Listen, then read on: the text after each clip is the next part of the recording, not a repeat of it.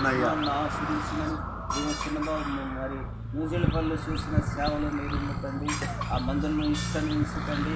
ఆ మందిరం మీద యేసు రక్తం ప్రోక్షించి ఆటంకాలు తొలగించుతండి. ఆ కుటుంబం మీద నీ యేసు రక్తం ప్రోక్షించి ఆటంకాలు తొలగించుతా.